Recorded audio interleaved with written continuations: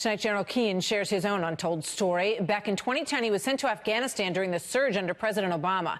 He made some very close personal relationships there with the people that we were fighting for. There's one story in particular that is so powerful for him. He has not shared it publicly until now. I had been doing assessment for General Petraeus for 2 years in Iraq during the Iraqi surge.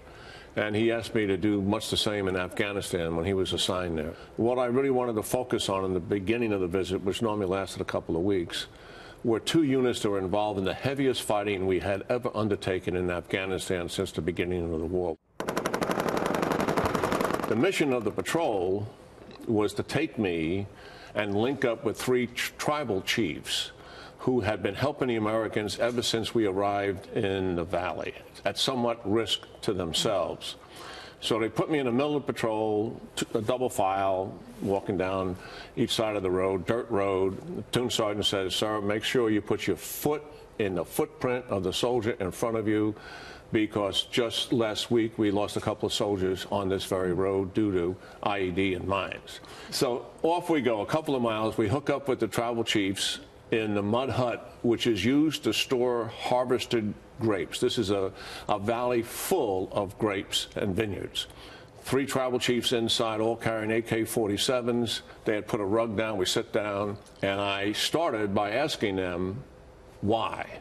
Why are you willing to help the Americans and put yourself so much at risk to do so? One chief spoke, and he spoke throughout our session.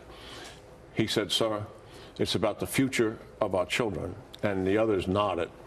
He said, "We have no life here under the Taliban. The Taliban tell us how to dress. They tell us how to eat. They tell us what to do. They tell us how to do it. They beat us. They beat our women.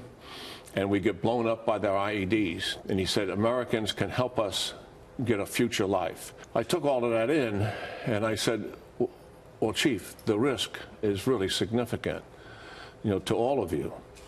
Yeah. And he came back and he said, "Well, they're watching us right now." And he said, "We know what that risk is, but it's our children's future that we care about. And that's why we're doing it."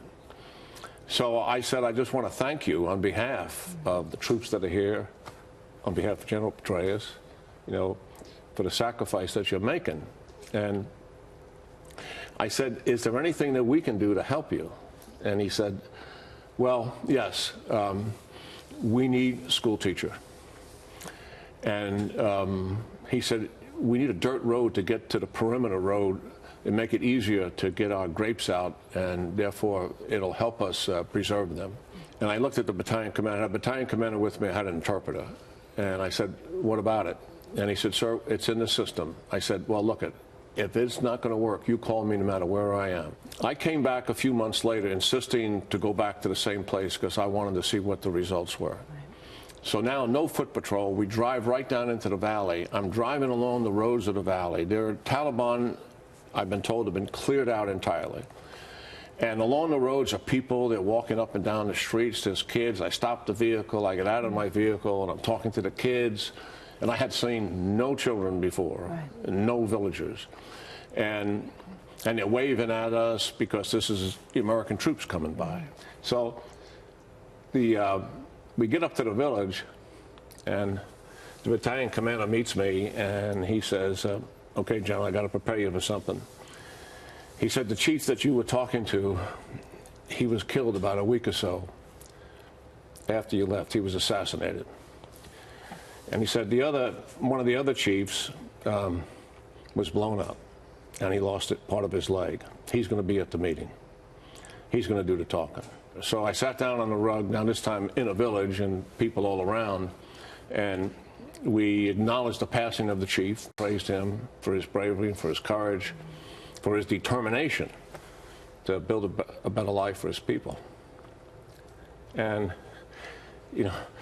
we talked about the Taliban, and then they said, "Sir, today is a big day." So I got a little bit of an ego, and I figured it's because I'm there, And he says to me, I said, "Okay, what's happening?" And he said, "Sir, the teacher's coming today." So I said, "Oh my God, that is amazing." He said, that's real progress.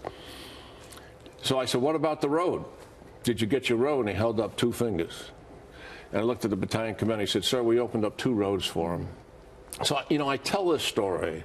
I mean, it's full of emotion for me, as you can see, but I tell this story because it's a window into what is really going on in Afghanistan.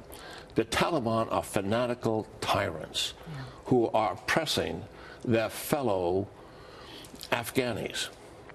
And what the Americans and the Afghans did is they came in there, Americans willing to sacrifice everything that they care about in life. And I couldn't be more proud of them. Why is this fight so important to you, General Jack Keane? Well, because it was from there that the Al-Qaeda plotted and killed Americans, 3,000 plus. I was in the Pentagon on 9/11. I lost 85 teammates, went to scores of funerals. It became personal for me, and it's been personal ever since.